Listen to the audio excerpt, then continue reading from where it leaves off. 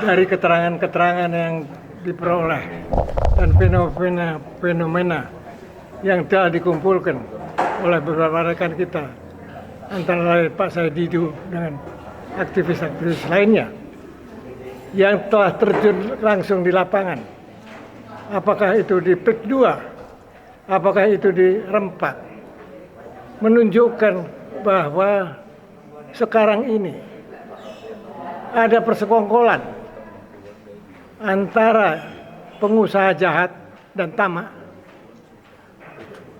dengan apa yang disebut public figure yang ada di legislatif, yang ada di eksekutif, yang ada di yudikatif, bahkan ada yang di Polri dan di TNI.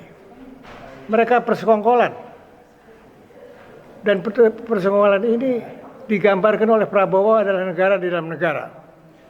Oleh karena ini kita tidak bisa tinggal diam, kita harus berantas. Kita mesti selesaikan ini urusan. Kalau tidak, kita sangat sedih. Anak dan cucu kita nanti jadi anak-anak yang terlantar dan kehilangan identitas dan integritas. Oleh karena itu, kita harus usir secepat-cepatnya dan kita pulihkan kedaulatan yang telah dirampas oleh persekongkolan tadi yang saya sebut, yang terkenal apa yang disebut state corporate crime. Dan state corporate crime ini telah merajalela. Ternyata bukan hanya di 2 tempat saja, hampir di seluruh Indonesia. Di Jawa Timur, di Surabaya, di Kalimantan Tengah, Selatan, dan Timur. Kemudian juga di Sulawesi Timur dan Tengah. Begitu juga di Papua dan juga di Maluku Utara. Bahkan juga di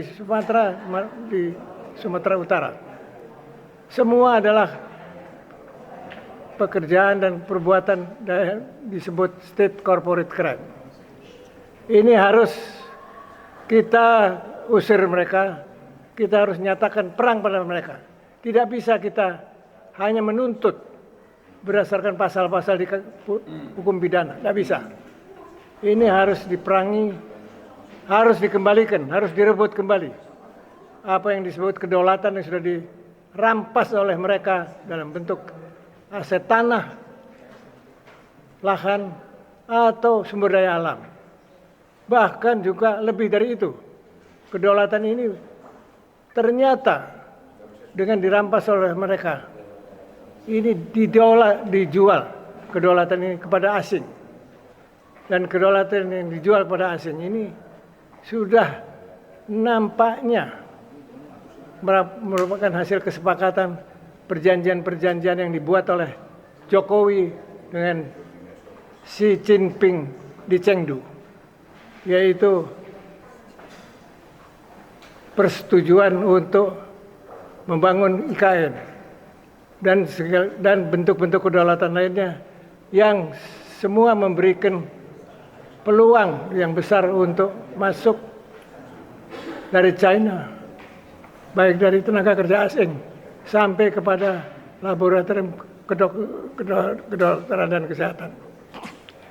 Oleh karena itu, menurut saya sudah saatnya kita, seluruh rakyat Indonesia, untuk bersatu padu untuk melawan yang disebut state corporate crime, dan kita harapkan pemerintah yang disebut pemerintah baru ini, yang namanya Prabowo, mau mendengarkan suara rakyat.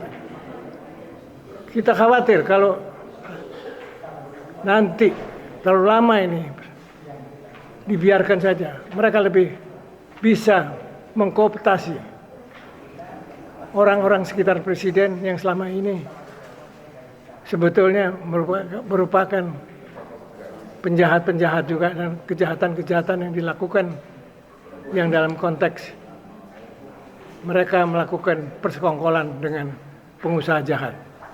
Saya kira itulah barangkali apa yang saya bisa sampaikan. Terima kasih.